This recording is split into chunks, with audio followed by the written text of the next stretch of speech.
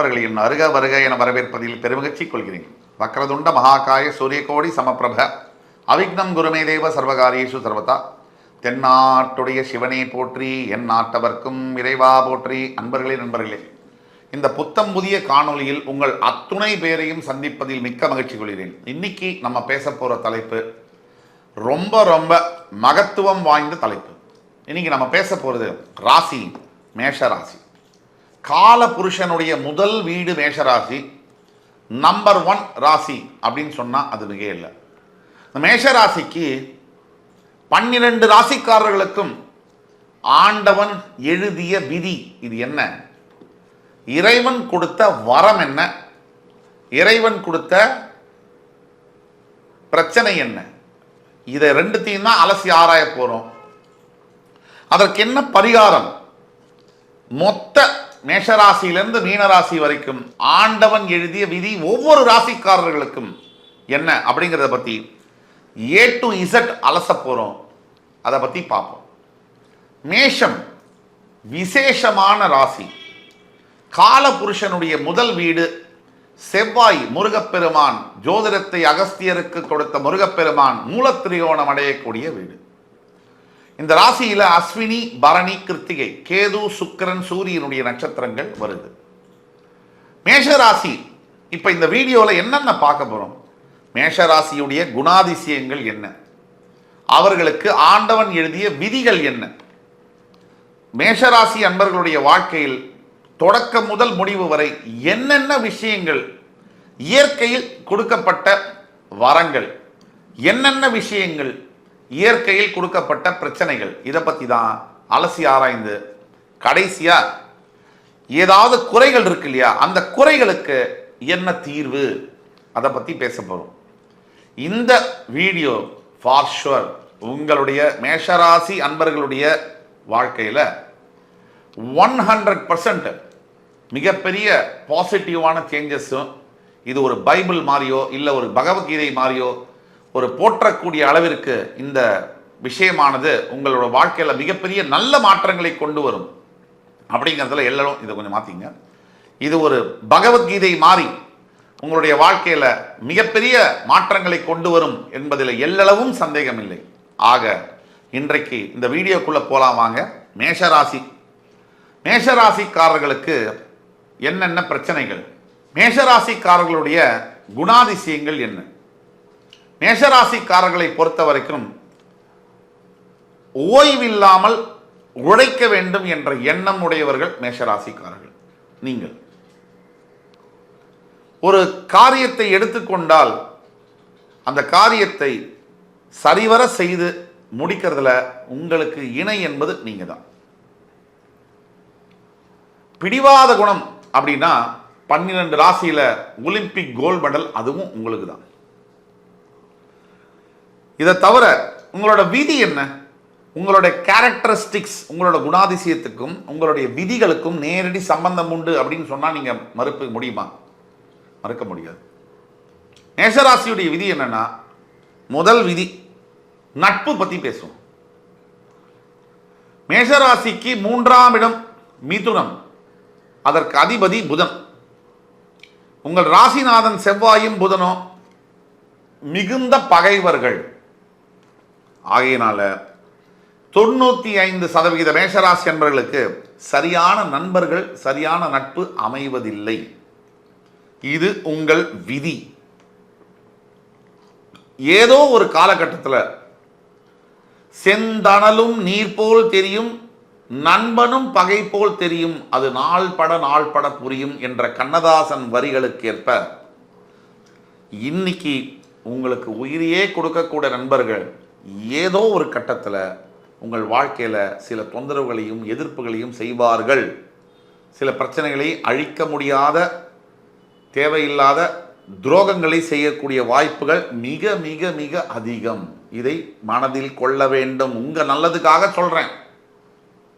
அதே மாதிரி என்னதான் மேஷராசிக்காரர்கள், சார் நான் மிகப்பெரிய டாக்டர் சார், நான் மிகப்பெரிய கோடீஸ்வரன் அப்படி இருந்தாலும் கூட, எவ்வளோ பெரிய சொத்துக்கு அதிபதியாக இருந்தாலும் கூட, எத்தனை கோடி சம்பாதித்தாலும் கூட உங்களுக்கு 6ஆம் இடம் கன்னிராசிக்கு அதிபதியாகவும் உங்களுடைய எதிரியே வருவதனால் அந்த 6ஆம் இடம் கன்னிராசியில் உங்களுடைய ஜென்ம விரோதியான புதன் பகவான் ஆட்சியும் பெற்று உச்சமும் பெறுவதனால் பெரும்பாலான 65 to 70% ஆஃப் த மேஷராசி அன்பர்களுக்கு 500 கோடி சொத்து இருந்தாலும் ஒரு 5 கோடிக்காவது பேங்க்கில் கடன் இருக்கும், இல்லை வேறு எந்த விதத்துலையாவது ஒரு கடன் இருக்கும்.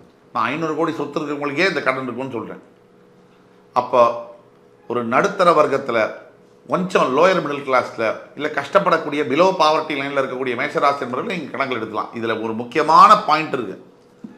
மேஷராசி அன்பர்களுக்கு இருக்கக்கூடிய கடனானது ஏதோ ₹1 ஆச்சும் உங்களுக்கு கடன் இல்லாமல் இருக்கிறதுக்கு வாய்ப்பு இல்லை. இது விதி. இந்த விதியானது பிறப்பு முதல் இறப்பு வரை அவங்களுக்கு தீராத கடனாக இருக்கு. இது ரொம்ப முக்கியமான பாயிண்ட். சம்பாதிக்க அதிகமாக இப்போ ஒரு ₹500 கடன், 50 லட்ச ரூபா பேங்க்கில் இருக்கு, ஆனாலும் கடன் ₹500 அப்படியே இருக்கும். இது ஒரு விதி. இதுக்கு அடுத்தபடியாக நீங்கள் பார்த்தீங்கன்னா அதிகமாக செலவு செய்யக்கூடிய தன்மை என்பது மேஷராசி என்பவர்களுக்கு இயல்பில் வந்துடும்.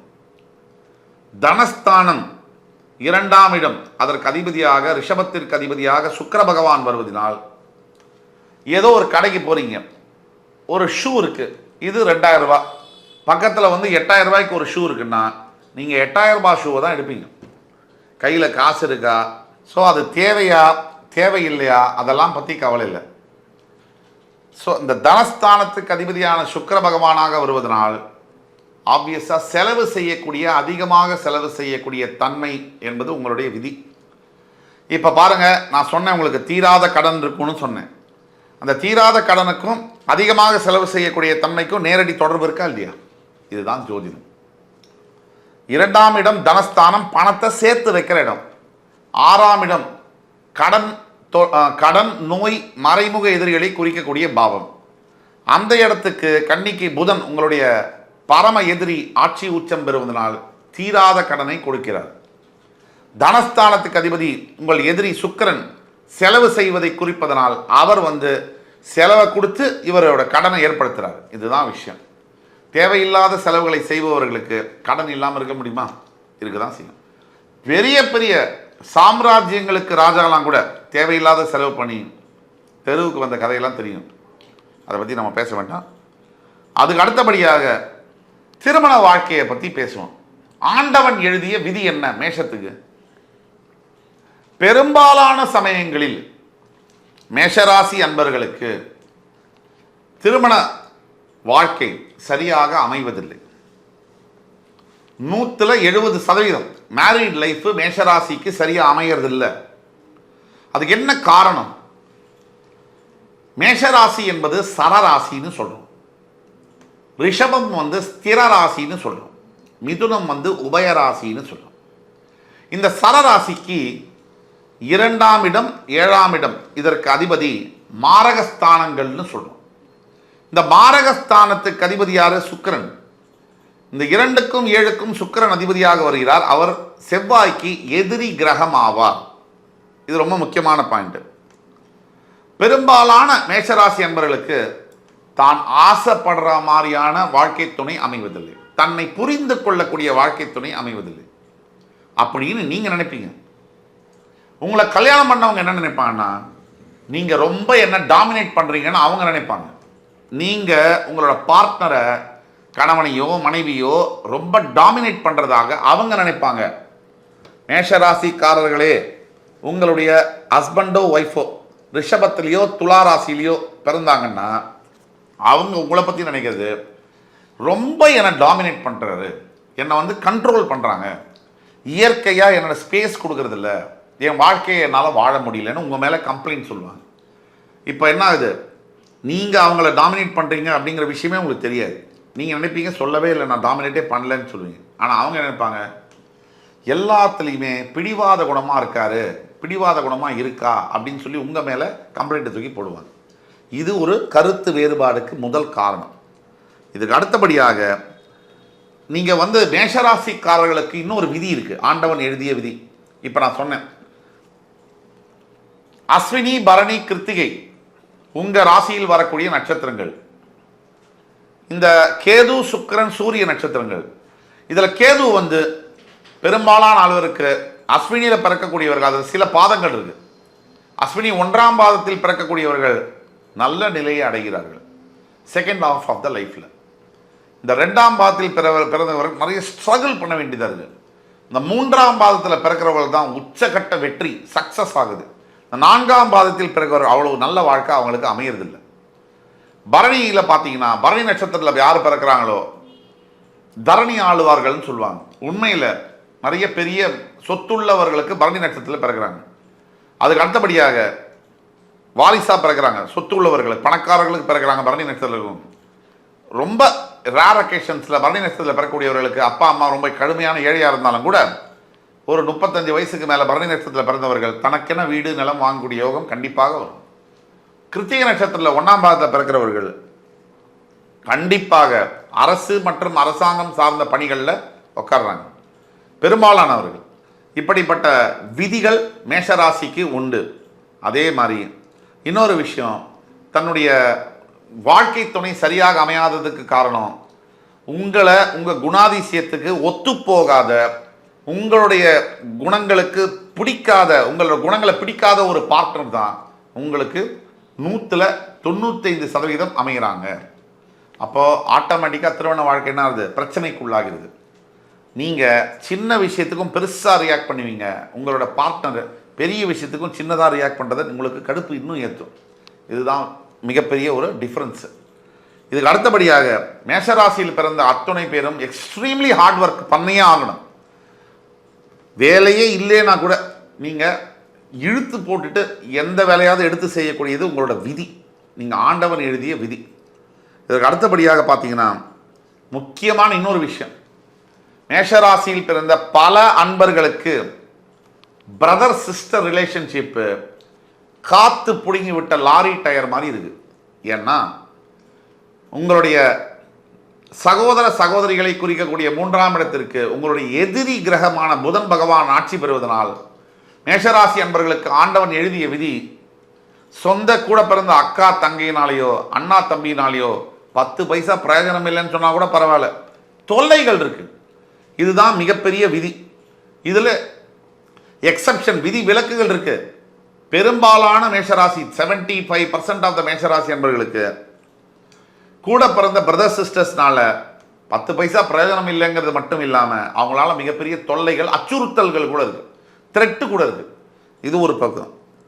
இதே மாதிரி இன்னொரு நல்ல பாசிட்டிவான விஷயம் என்னன்னா, மேஷராசியில் பிறந்த அத்துணை 99% ஆஃப் த பீப்புளுக்கு அருமையான குழந்தைகள் பிறக்கிறார்கள். பிரகாசமான உங்கள் குழந்தைங்களை வந்து ஒரு 500 குழந்தைங்க இருக்குது, தனியாக உங்களோட குழந்தைங்களை நிற்க வச்சா தனியாக தெரிவாங்க. நல்ல ஒரு பிரைட்டாக, ஒரு கடவுளே கீழே இருந்து வந்து உங்களுக்கு பிறந்தா மாதிரி அப்படி ஒரு உற்சாகமாக அப்படியே ஃபேஸ் பார்த்தீங்கன்னா தகதகன் மின்ற மாதிரி இருக்கும். இந்த பாக்கியம் மேஷராசி அன்பர்களாகிய உங்களுக்கு இருக்குது. தனிப்பட்ட உங்கள் வாழ்க்கையில் புத்திர பாக்கியம் இல்லைனாலோ இல்லை புத்திர பாக்கியத்தில் பிரச்சனை இருக்குன்னாலோ கீழே கொடுக்கப்பட்ட வாட்ஸ்அப் நம்பரில் எங்களை நீங்கள் தொடர்பு கொள்ளலாம். நீங்கள் ஆன்லைன் பேமெண்ட் பண்ணி கன்சல்டேஷன் பண்ணுறதுல நாங்கள் துல்லியமான ப்ரெடிக்ஷன்ஸை சொல்ல முடியும். அதே மாதிரி முக்கியமான இன்னொரு விஷயம், மேஷராசி என்பவர்களுக்கு ஆண்டவன் எழுதிய முக்கிய விதி என்னன்னா, உங்களுடைய வாழ்க்கை என்பது ஒரு லூப், ஒரு சர்க்கிள் மாதிரி, இந்த வட்டம் மாதிரி. அப்படியே ரொம்ப கஷ்டப்பட்டு ரொம்ப முயற்சி பண்ணி மெதுவாக தொடர்ந்து ஒரு ஸ்டெப் பை ஸ்டெப்பாக அப்படியே மேலே வந்து உட்காரும் போது சட்டுன்னு ஆரம்பிச்ச இடத்துக்கு வந்துடும். இந்த ஒரு பேட்டர்ன் உங்களுடைய வாழ்க்கையில் நீங்கள் பார்த்தே திருவீங்க. இதே மாதிரி எவ்வளவுதான் நான் ஹார்ட் ஒர்க் பண்ணிட்டேன், இந்த கேள்வி எழாத மேஷராசி அன்பர்கள் இருக்கவே முடியாது. நான் நிறைய ஹார்ட் ஒர்க் பண்ணிட்டேன், இவ்வளோ ஹார்ட் ஒர்க் பண்ணியும் எந்த ஒரு பலனுமே இல்லையே, எனக்கு எவ்வளோ வருத்தமாக இருக்குது, இதை சொல்லாத மேஷராசி அன்பர்கள் இருக்கவே முடியாது. நிறைய ஹார்ட் ஒர்க் பண்ணிட்டேன் ஆனால் எந்த பலனும் இல்லை. இது ஒரு $1 மில்லியன் கொஸ்டின். இதுக்கு எல்லாத்துக்கும் பதில் சொல்கிறோம். அதே மாதிரி முதல் ஒரு 25-30 வருஷம் ஓரளவுக்கு வாழ்க்கை சந்தோஷமாக போனால் கூட இந்த மேஷராசி அன்பர்களுக்கு 35 வயசுக்கு மேலே படாத தொந்தரவு வருது. திடீர்னு எங்கிருந்தா வருவோம், இல்லை உங்கள் மனசில் மைண்ட் வாய்ஸ் என்னென்னா, எங்கிருந்தா இவனுங்கெல்லாம் வருவானுங்களோ, இந்த மாமனார் மாமியார் மச்சான் மச்சினி நம்ம வாழ்க்கையை போட்டு கொலவனவே அத்தனை பேரும் கிளம்பி வந்துட்டாங்கன்னு நீங்கள் நினைக்காம இருக்க வாய்ப்பே இல்லை. அதே மாதிரி அஸ்வினி பரணி கிருத்திகை நட்சத்திரத்தை பற்றி நம்ம பேசணும். இவ்வளோ கஷ்டம், இத்தனை கஷ்டத்துக்கும் என்ன பரிகாரம்? இந்த பரிகாரம்னா என்ன? நம்ம ஊரில் 195 பேருக்கு பரிகாரம்னு சொன்னாலே அலர்ஜி, இல்லைன்னா தவறான புரிதல்.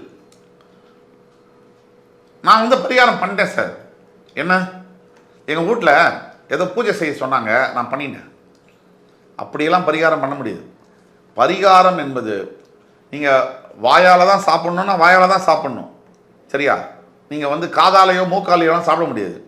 அந்த மாதிரி பரிகாரம் என்பது அதற்குன்னு ஒரு ப்ரொசீஜர் இருக்குது, அதுக்குன்னு ஒரு டைம் இருக்குது, நேர காலங்கள் இருக்குது, நாள் நட்சத்திரம்லாம் இருக்குது.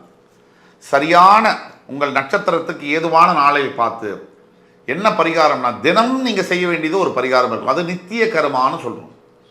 உங்களுடைய ஜனன ஜாதகத்தில் இருக்கக்கூடிய ஜென்ம தோஷங்களுக்கு நீங்கள் செய்யக்கூடிய பரிகாரம் அது பிராப்த கர்மா. நீங்கள் ஒரு விஷயம் பிறக்கும் போதே ஒரு தோஷத்தோடு இருக்கு, ஆண்டவன் எழுதிய விதி சிலதெல்லாம் சரியில்லைன்னு நம்ம பேசணும். நித்திய பரிகாரம் என்பது தினமும் செய்ய வேண்டியது. பிராயஸ்தித்தம் என்பது ஒரு தடவை செய்தால் போரும், உங்களுக்கு ஜென்ம சாபல்யம் என்பது கிடைக்கும். இந்த ஆண்டவனுடைய விதிகள் மாறும். ஆண்டவன் எழுதிய விதியை மாற்ற முடியுமா? கண்டிப்பாக முடியும். அதற்கு தான் பெரியவர்கள் தர்ம சாஸ்திரம் என்ற நூலை கொடுத்திருக்கிறார்கள்.